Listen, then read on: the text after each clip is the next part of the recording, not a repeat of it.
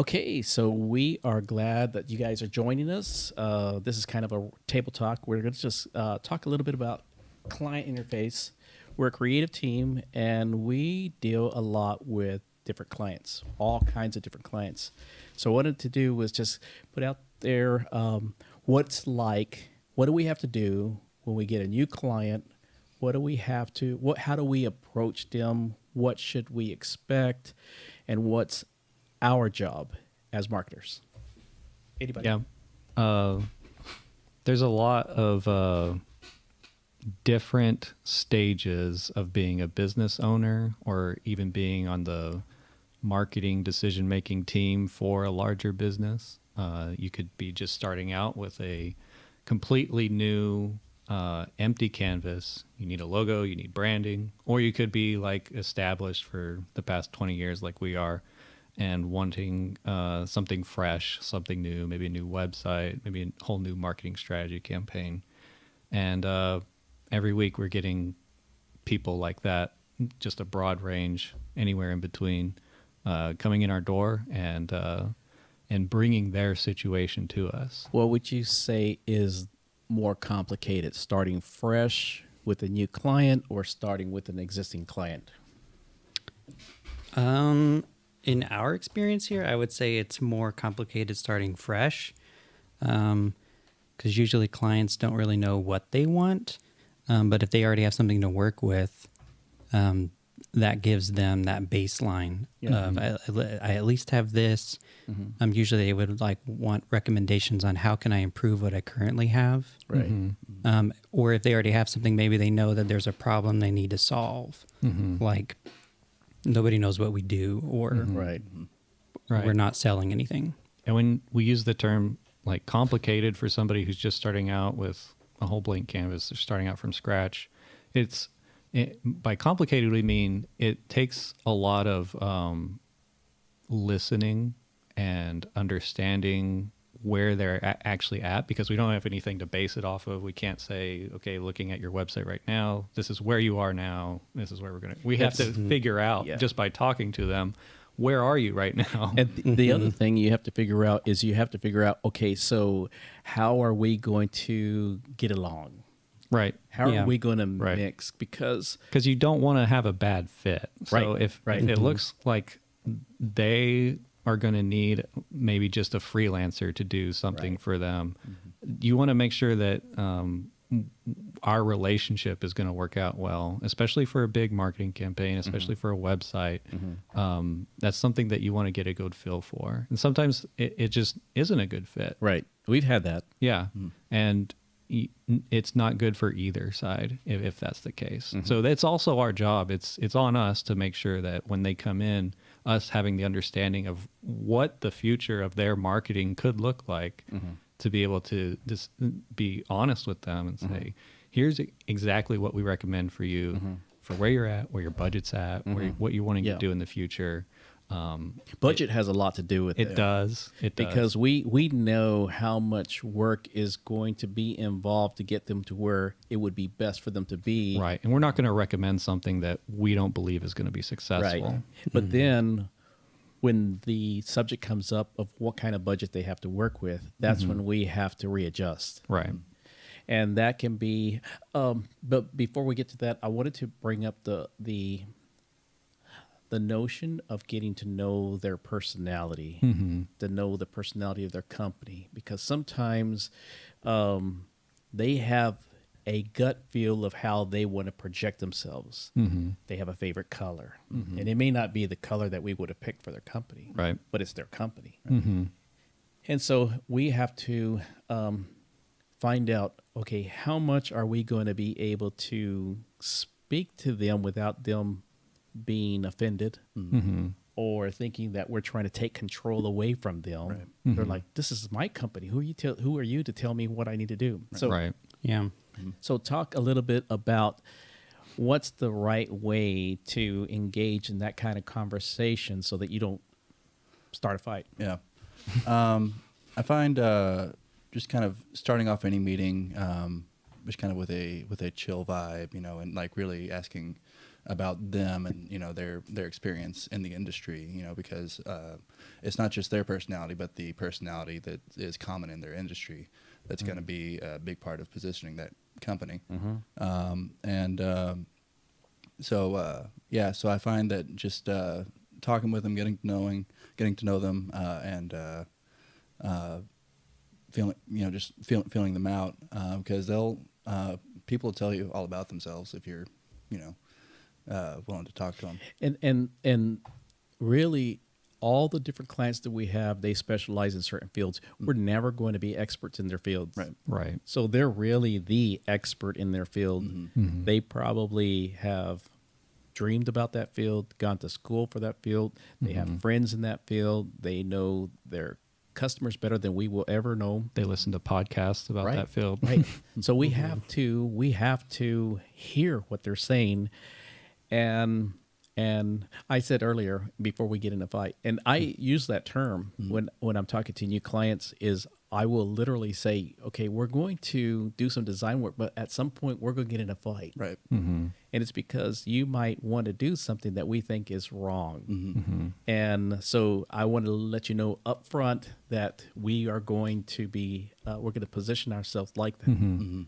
It's because we're working for your company. We want to make sure this project is going to be beneficial to you. And we're not just monkeys that you would hire and we're going to be moving mice around and typing the words you want to type. We're going to be involved every step of the way. Yeah, effectiveness is important to us, and it's not just like a well-designed website or a great marketing campaign if it's not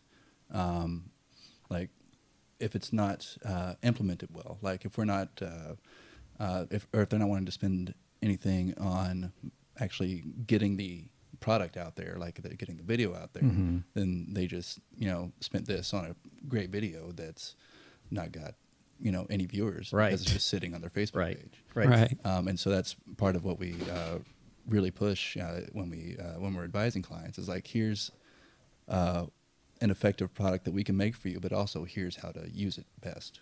So And we can also speak to our approach whenever we're learning about them, because we're not just learning about them, we're really focused on learning about their customers. And that's something that we can talk about too. Right. So before we get to the marketing part, I want to talk about design again.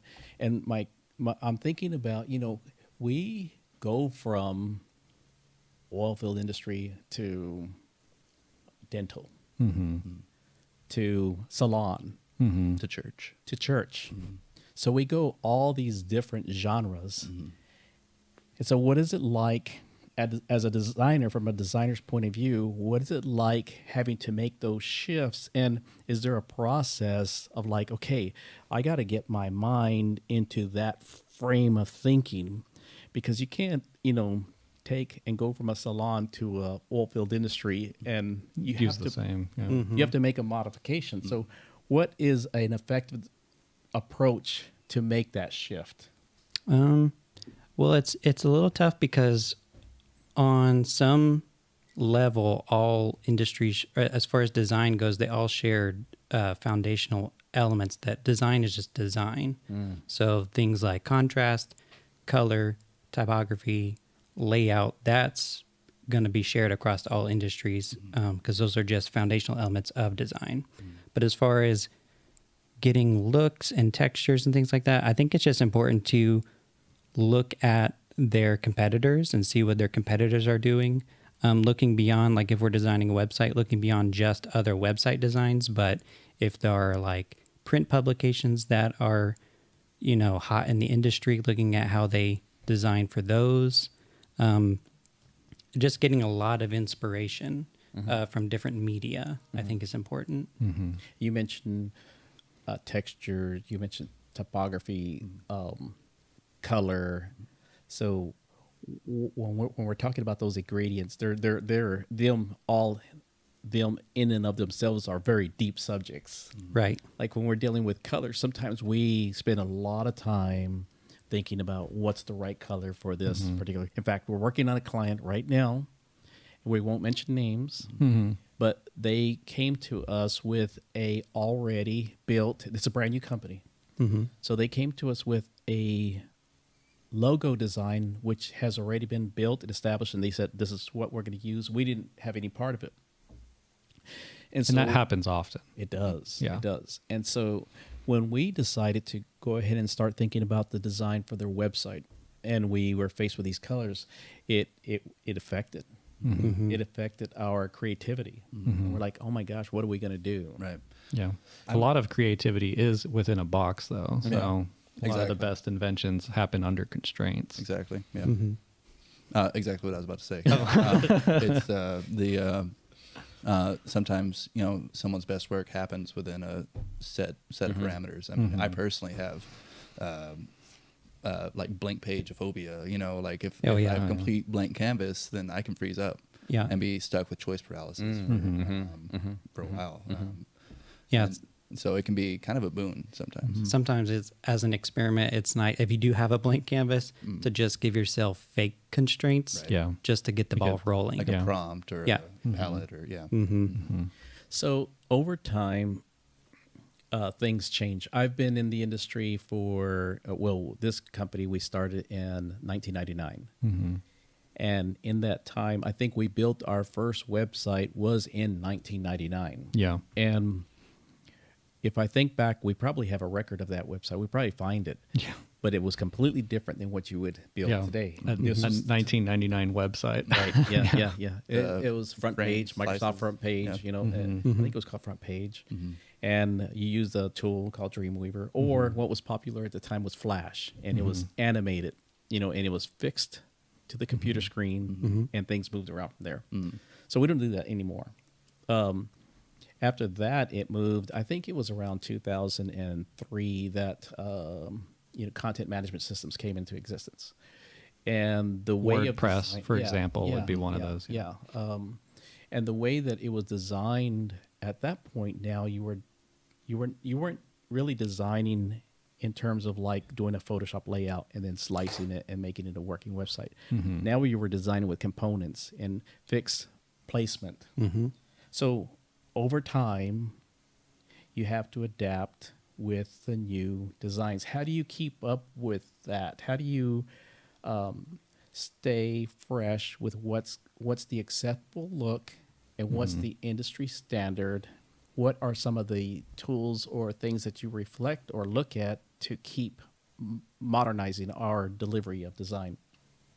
I personally have like a list of different websites that, run frequent up-to-date blog posts, or I have different podcasts that I listen to of people in the industry, both at larger companies or just more indie developers and designers that are doing stuff on their own, and just see how they're handling building things more modular and component based as opposed to a static design. Yeah. What excites them is a big thing to look out for. Excuse me. When with like heads of the industry or what have you, like what they've got their eye on is a really good way to stay ahead of the trend or the curve. Right. Yeah. Right, because they're going to be maneuvering things in that direction. Yeah. Setting the style. An advantage is that if we build a site for somebody today, it's probably going to have some shelf life. Yeah. Oh, right. Because we're looking ahead at what's Right. going to stay consistent. You're also looking at how the search engine optimization is a part of that too, and it's becoming more and more integrated to where the Google's algorithm is becoming more and more human, basically, because it's looking at websites through how a human would look at it. It's looking for how intuitive it is, how easy the information flows, how much information's on there. The ways of the past of like doing what they called keyword stuffing, where you just had paragraphs of keywords that made no sense, but the bot that was crawling your website would look at it and say, oh, this is relevant. That's the past, completely in the past. And now we're having to build websites basically for a human eye, and that's what's performing better. So design is just becoming more and more important, and just going back to understanding that customer is going to influence the way that you lay out the information. And there's always going to be better and better ways to do that. And that's what we're keeping our eye on. Yeah, and another tricky part of all this is like we're not just designing. In most cases, we're not just designing a design, like a static web page. We're essentially designing tools for them to use, especially if it's a content management system. Right. Because we're defining what all the typography looks like, what a button looks like, and then making sure that it works because they're going to be in there editing it themselves, Right. creating new pages. Basically, hard coding the style sheet into the design of the web page. Yeah. And so kind of a hot industry term now and stuff that they do at larger corporations is they design systems, not so much single designs. So everything down from how a button looks, and then all the different components that button could be used in up to an entire page. Kind of like a style guide, but bigger. Kind of like it. Yeah.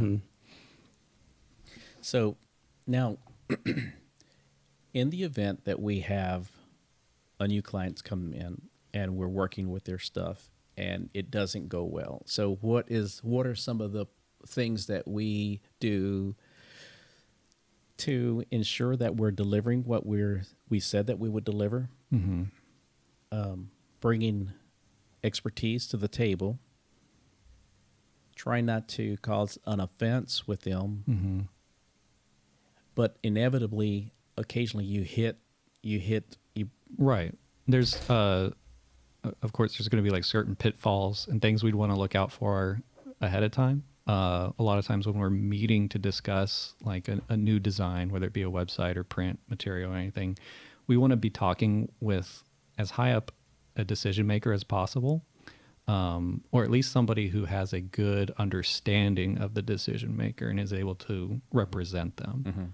And so when we pitch designs, when we deliver mock-ups, that usually makes for a faster process of iterative design where we talk to them about what their needs and desires are, and for this website or brochure, and then we make that first mock-up and then revisions from there. As much as possible to have the decision maker tied into that. I think that's a good way to avoid certain pitfalls, because if that's not the case, we could get pretty far into the process and then it's shown for the first time to the person who says yes or no, and if they just have something that like a completely different idea, or if they had a different problem that they were trying to solve in their mind and we didn't know about it, we have to go back to square one and start from scratch. So these are the kinds of there's a lot that goes into this relationship that we have with a client, where we have a lot of experience in knowing, okay, here's how we can both do everything possible to make sure this is a healthy process and relationship, because there's a lot of people that are a part of it. Yeah, I always use the analogy that because we're heavy into video production too, and early on I would do a lot of TV commercials, and I could do a TV commercial. It was pretty cut and dry. You'd write the script, you'd schedule the shoot, you go to the shoot, you come back, you edit the spot, you send the spot for approval, and then you deliver the spot to whatever TV station it was going to be displayed on, and you're done. Right. And so really, if you were to count the time, it's going to be anywhere from 10 to 15 hours, and you're done. And that thing's put to bed until the next time they need another TV commercial. Well, with a website. So I kind of use the simulation like doing a TV commercial is like dating, but a website is like getting married. It's a long-term relationship. You're going to be on the phone a lot. You're going to be talking a lot. And it could be a long-lasting relationship, because we have clients now that we've had on web clients for probably 15 to 18 years. That we built their original site. We built multiple versions of that site. Right. And as the technology develops. Correct. Right. And we currently take care of the site. Right. And so it's a long-term relationship. Right. It's important that we get to know the client and know when we have the ability to push back, or when we are just going to do what they're wanting to do, because they, like, again, at the beginning, they know their industry better than we do. Absolutely. Good analogy. Yep. Okay, so I think that wraps up this discussion. It was about client interface, how we interface with clients. Right. Any closing remarks? I think there's a lot that goes into it, and we only just covered like the surface. Right. But I think it was a good introduction into both the client relationship and how design integrates with that client relationship, the design process, and it's always different. Each relationship that we have with clients is unique, and we enjoy every Right. single Yeah. one. Yeah, it's an adventure each yeah. It's a lot of time. fun. You really got to like step into a role with each one, because you know, like with, you know, their personality or with their design sense, Yeah. you know, you really got to like inhabit, you know, There's a lot of ingredients. yeah, exactly. So which is, you know, can be a lot of fun. It's just, you know, letting go of you know, the parts of your own, like got to let go of like certain aspects of your sensibility, and step into something that's compatible with that industry and that Yeah, client. you have to empathize with both the client Yeah. and their customers at Exactly. the same time. Yeah, there's a lot we could say. I know that, it was early on. I adopted the phrase just to maintain a good attitude. The adopted phrase that I said was entertain, educate, and deliver more than what was expected. Yeah, And it But- always proved to be good. right. Okay, so let's wrap it up, guys. Thank right. y'all. Do we have a music hit? We have a music hit, and we'll go out with it. All right. And fade.